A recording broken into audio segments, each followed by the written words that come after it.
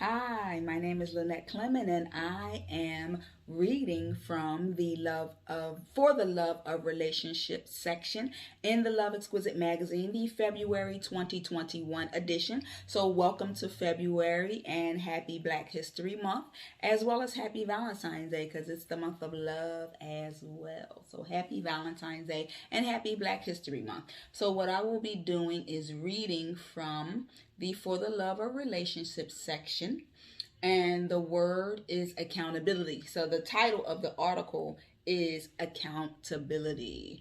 So for some of you, this might be a difficult topic to hear because most of us usually get on the defense when we are held accountable for our actions, thoughts, and behaviors. So some of us are already on the defense just listening to the word accountability and listening to my thoughts and perspectives on that topic.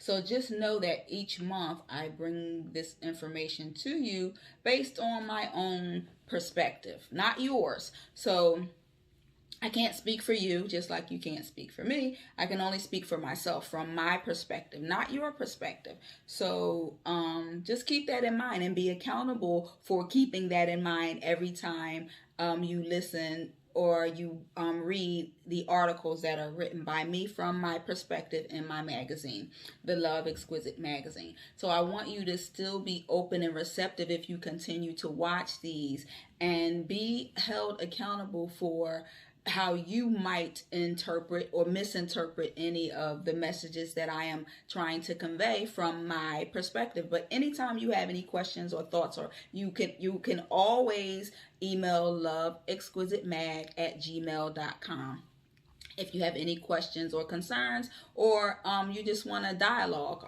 about any of the articles that you may have listened to or read in the magazine. So again, they're for free online through the Love Exquisite Magazine. So again, being accountable is not always an easy thing to do, especially if you are the type of person who has the mindset that's saying, I'm always right, and, I don't do anything wrong, as if you are perfect, or that it's never your fault, it's always somebody else's fault, kind of a narcissistic behavior. So most narcissists have problems with being accountable. So being accountable is a very it shows responsibility, it shows ownership, and it also shows maturity. So please keep an open mind and an open ear as you listen and read this message, if you read it in the magazine, because this is an extremely important topic, especially when it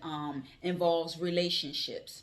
So accountability is taking ownership of your behaviors and not placing the blame on anyone else for your actions. This is not always an easy thing to do, like I said before, especially if you have the mindset that you are always right, or you're not open to constructive feedback. And you have to accept the fact that none of us are perfect. You're not perfect. I'm not perfect. None of us are perfect. So we are going to do some things that we need to be held accountable for. Taking ownership in that fact is extremely important. So to be accountable requires a level of maturity and vulnerability to be open to admitting when we need to be held accountable for our actions. To be accountable, we have to be open to constructive feedback and be okay with being challenged about the why of inappropriate behavior. In a relationship, it is important to be held accountable for your actions. If you do or say something that is hurtful to your partner, you should be held accountable. We also have to be held accountable when we let inappropriate behaviors continue without being challenged. As the saying goes, hurt me once, shame on you. Hurt me twice, shame on me, because I did nothing to let you know that I was hurt in the first place, or I did nothing to kind of have a conversation with you about what hurt me and why. So oftentimes when you don't hold people accountable, you often become a part of that responsibility of taking accountability for your not saying anything, for not speaking up. So saying something to the person can help them be held accountable. Um, so if you hurt your mate, even if it was not your intention to do so, you should still apologize for hurting them, even if you that again that was not your intention. The fact of the matter is that you hurt your mate, especially if your mate comes to you and says, babe, when you said such and such, or when you did such and such, that really hurt me. The worst thing that you could say to somebody is, oh, you take things too serious, you know what I mean? Or I was only playing, or, like the worst thing you can say is kind of diminish their thoughts and feelings about how what you said or did made them feel. Like, you can't tell anybody else how to feel. So if what you did or said hurt them, it is a real feeling for them, even if you don't understand it. So even if that wasn't your intention, there's nothing wrong with saying, you know what, babe, I'm sorry, that wasn't my intent. I apologize that I hurt you. That was not my intention. So that shows accountability.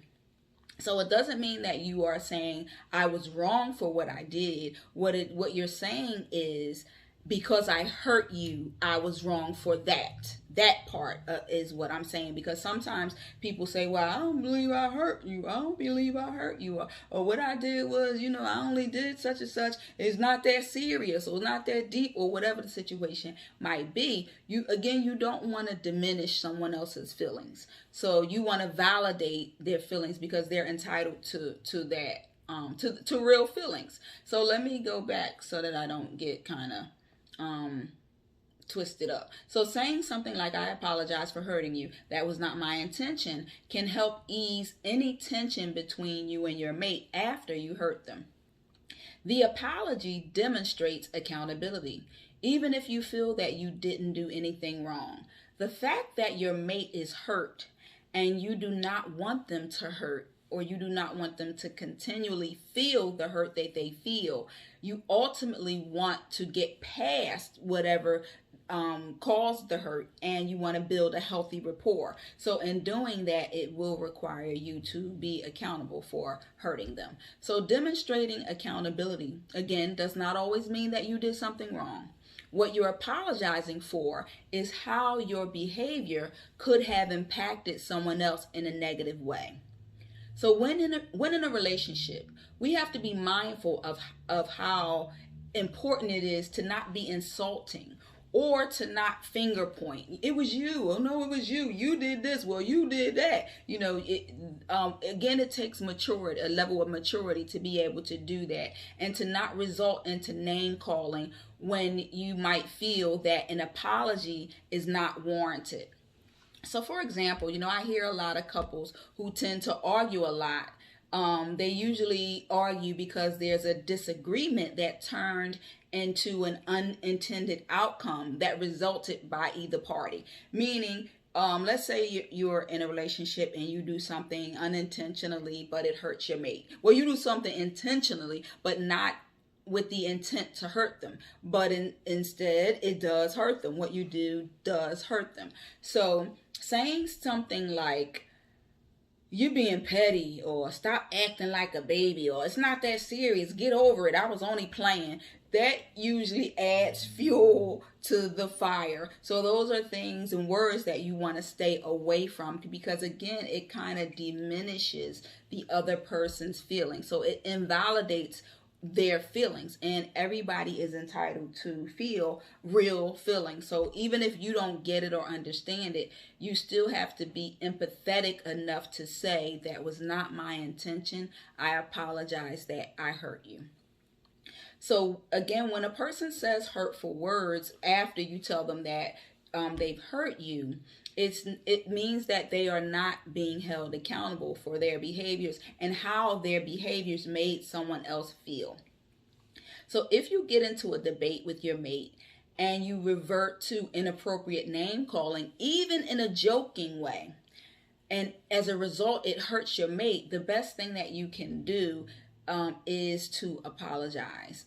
You don't want to make matters worse by saying things like, "Oh, there's no big deal," or "Grow up." Like you don't want to add insult to injury. What this type of reaction does is it takes the ownership off of what you said and what you did, and it places it onto the mate. So it kind of releases you from being held accountable, which is not right, which is not the right thing to do. So a better response to hurting your mate is to take the mature route and apologize for hurting your mate. Again, even if that was not your intention. You should love your mate enough to be held accountable for what you say and do. So even if you have to swallow your pride and your ego and say, "I'm sorry, I apologize if I hurt you," or that I hurt you, because I guess saying "if" means that I probably didn't hurt you. But so if you say that I hurt you, it's different. People, you hear things and you interpret and misinterpret things in different ways. So it's better to validate the person's feelings as opposed to invalidating, thereby further adding insult to injury. So a person can get used to not being held accountable, so much that they do not always see when they need to be held accountable. So one of the things that we often do in relationships is not hold people accountable for their actions.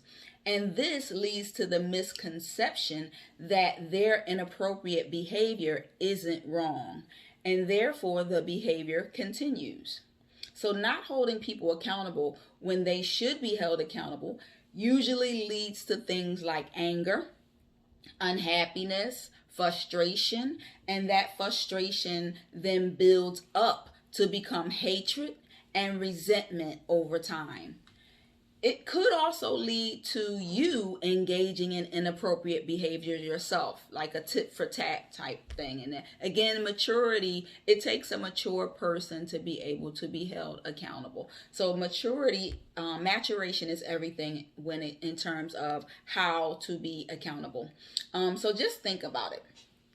Have you ever been in a relationship where you didn't hold someone accountable for their inappropriate behaviors earlier on in the relationship? I always say nip it in the bud before it get too far. Nip it in the bud early before it get too far. But a lot of people don't. They don't say anything because they don't want to come across as controlling or nitpicking or whatever the labels might be. But oftentimes when you don't hold your mate accountable earlier on in the relationship, all of that feeling builds up inside of you until you eventually explode. So one day out of the blue, you might just start fussing and cursing and being real angry and mean, and they looking at you like you're the crazy one.